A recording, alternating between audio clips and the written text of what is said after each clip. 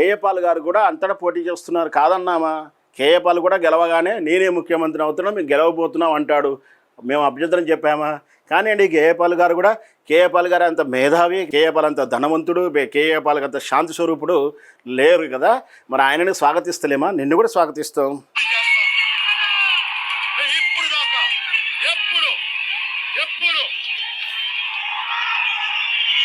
అవసరమైతే తెలంగాణలో తిరుగుతాం. తిరగండి, ఎవరొద్దన్నారు? తిరుగు, నువ్వే తిరుగు, వాడవాడ తిరుగు, గల్లీ తిరుగు, మాట్లాడండి. మరి ఇక్కడ తెలంగాణ ఒడ్లు కొనలేరు, వాటి గురించి అడగండి. ఇక్కడ ఉద్యోగాల నోటిఫికేషన్ రావట్లేదు, వాటి గురించి అడగండి. ఇక్కడ కేసీఆర్ ఉద్యోగాల నోటిఫికేషన్ సర్టిఫికెట్లు ఈనిచ్చుకుని ఫోటోలు దిగుతున్నాడు, అది ఎట్లా దిగబుద్ధి అవుతుంది రేవంత్ రెడ్డి అని అడగండి. తెలంగాణ ప్రయోజనాలు తాకట్టు పెట్టి వాళ్ళు రాష్ట్ర ఎజెండాలు చేస్తున్నారు. మీ తెలంగాణ గురించి మీరే ఎందుకు ద్రోహం చేస్తున్నారని ఎందుకు ప్రశ్నించావు? తెలంగాణ అంటే నీకు ప్రేమ లేదా? రేవంత్ రెడ్డి అంటే ప్రేమనా? రేవంత్ రెడ్డి అంటే భయమా? లేదా చంద్రబాబుకు మేలు జరగాలని నీ ఉద్దేశమా? వాటికి కూడా సమాధానం చెప్పు పవన్ కళ్యాణ్. మేము నిజమే మాట్లాడతాం.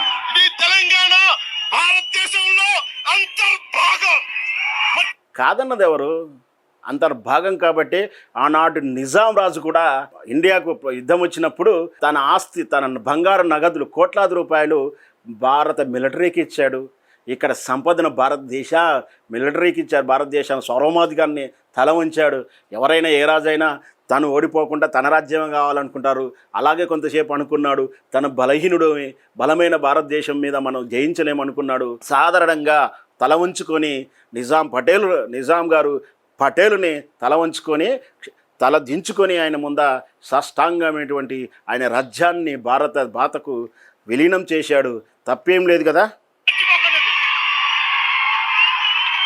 నాకు బాగా ఇబ్బంది కలిగించే అంశం ఈ మధ్యన పదే చూస్తా ఉన్నా. మాట్లాడితే ఆంధ్ర అని చెప్తా ఉన్నారు. తెలంగాణ ప్రజలకి ఆంధ్ర మీద విద్వేషం లేదు, తెలంగాణ నాయకులందరికీ విద్వేషం లేదు. తెలంగాణ ఏర్పాటు కావాలని కోరుకున్నారు కానీ ఆంధ్ర ప్రజల మీద ఎక్కడా విద్వేషం చూపించలేదు. చాలా మెచ్యూరిటీగా మాట్లాడేవారు పవన్ కళ్యాణ్. నిజంగా ఈ రోజు కూడా తెలంగాణ సమాజం, తెలంగాణ ప్రజలు, తెలంగాణ నాయకులు ఆంధ్ర వ్యక్తుల మీద, ఆంధ్ర పెట్టుబడిదారుల మీద ద్వేషం ఎప్పుడూ ప్రకటించలేదు. కేవలం ఎవరైతే పై ఎత్తులు కుట్రలు కుతంత్రాలు చేస్తూ ఇక్కడ తెలంగాణ ఏర్పాటును, తెలంగాణ ఆత్మగౌరవాన్ని అవమానించారో వాళ్ళని మాత్రమే ప్రశ్నించాం. వాళ్ళ మీదనే మేము గల్లా పట్టుకొని అడిగాం. కానీ సామాన్య ప్రజల మీద ఎప్పుడూ కూడా దాడి చేయలేదు. తెలంగాణ వచ్చి పుష్కర కాలమని కూడా కింతొచ్చి ఈగ కూడా వాళ్ళని లేకుండా చూసుకున్నాం.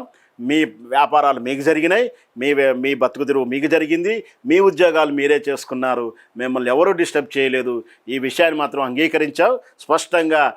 దట్ ఈస్ ద తెలంగాణ ఆత్మగౌరవంతో పాటు తెలంగాణ మనస్తత్వం గురించి అర్థం చేసుకోవాలి మీరు. తెలంగాణ ప్రజలు కానీ మొత్తం తెలంగాణ నాయకులు కానీ విద్వేషం చూపించి ఉంటే ఈ రోజున ఒక్క ఆంధ్ర ప్రాంత వ్యక్తి కూడా ఇక్కడ తెలంగాణలో నిజమే బాధ అనిపిస్తుంది. ఆ పని ఎందుకు తప్పు పని చేశామో అనిపిస్తుంది ఇప్పుడు నీలాంటి వాడిని చూస్తే. ఎందుకంటే ఎత్తులు పై చేస్తే కరకట్టకు తన్నాం కదా, బుద్ధి వచ్చింది కదా ఆయనకు. అప్పుడు తెలంగాణ జోలికి రాలేదు. అట్లా చెడును దూరంగా పెట్టాల్సింటే బాగుండేదేమో. కాకపోతే అందరినీ కాకపోతే ఇట్లా విద్వేషాలతో రెచ్చగొట్టే వాళ్ళని, హేళనగా ఆత్మగౌరవాన్ని దెబ్బతీసే వాళ్ళని మేము తరిమేస్తే బాగుండేదేమో అని ఇప్పుడు అనిపిస్తూ ఉంది.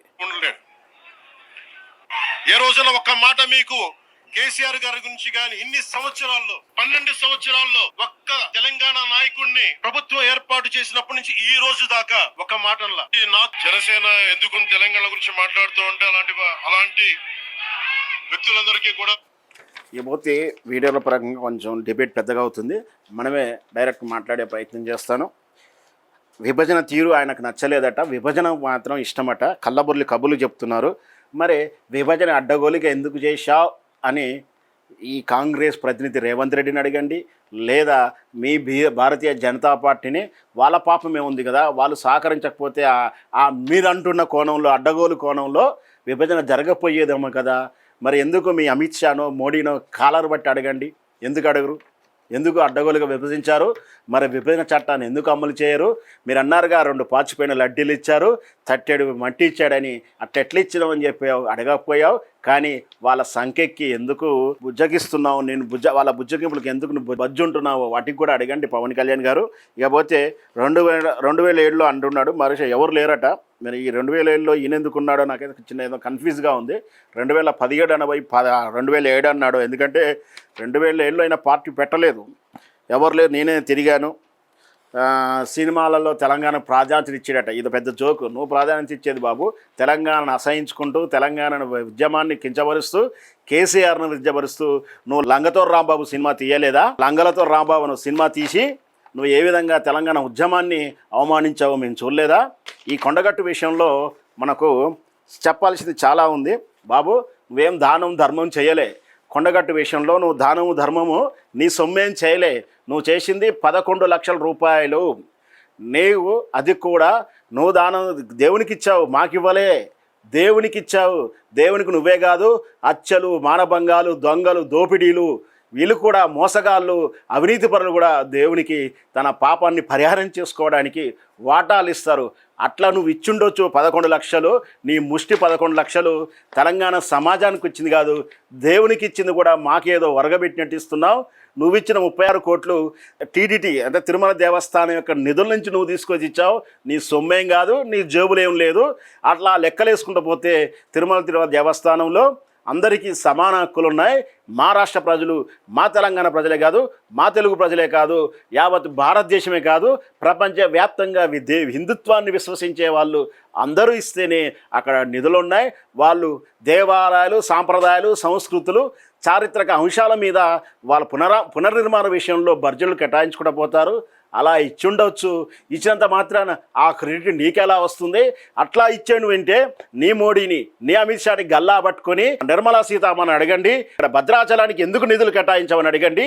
నీకు హనుమంతుడే భక్తుడైతే ఆ హనుమంతుడు పూజించే రాముడు అంతకన్నా గొప్పవాడు కదా, మరి ఆయనకెందుకు నిధులు ఇవ్వని అడగాలి. యాదగిరిగుట్ట నరసింహస్వామి దేవాలయానికి కోట్ల రూపాయలు ప్రజల సొమ్ము కేసీఆర్ గారు ఖర్చు పెడుతున్నారు. అట్లా పెడతారు. మనం కేంద్రం నుంచి నిధులు ఇద్దామని చెప్పి ఎందుకు అడగవు పవన్ కళ్యాణ్? మరి అది నీ సొమ్మేం కాదు కదా, నువ్వు ఎందుకు అడగవు? మరి భారతీయ జనతా పార్టీని ఎందుకు నిలదీయవు? ఇవన్నీ కూడా సమాధానం చెప్పాల్సి ఉంటుంది. ఇకపోతే ఇలా దాన ధర్మాల విషయంలో ఇక్కడ ప్రస్తుతంగా మళ్ళొకసారి చెప్పాల్సి ఉంటుంది. వీళ్ళు దానము చిటికడు చేస్తారు, దోచకపోవడం దోషుడు చేస్తారు. అంటే దోపకము దోషుడు, దానము చిటికడు. వీళ్ళు కంటి ఆపరేషన్లు చేస్తాం, కంటికి క్యాన్సర్కి ట్రీట్మెంట్ చేస్తాం అని చెప్పి వేల కోట్ల రూపాయల భూములని, నిధులని దోచుకున్నారు. చివరికి అన్నమయ్య పాటల రూపంలో కూడా ఎకరాలు దోచారు కదా మీరు. తెలంగాణ గడ్డ మీద కోట్ల రూపాయలు కంటి ఆపరేషన్లు ఉచితంగా చేస్తారని చెప్పి 20 ఎకరాల భూమి దొబ్బేశారు, క్యాన్సర్ హాస్పిటల్ మీద దొబ్బేశారు. అంటే మీరు చేసేది కేవలం ఇక్కడ భూములు కబ్జా చేయడానికి దానం రూపంలో దోచుకుని చిటికెడు దానం చేసి దానికి మేమేమో త్యాగశీలులం, కరుణులం అని చెప్పుకొని భుజాలు జరుపుకుంటే సిగ్గుపడుతుంది ఈ తెలంగాణ సమాజం మీ దానం వితరణ చూసి.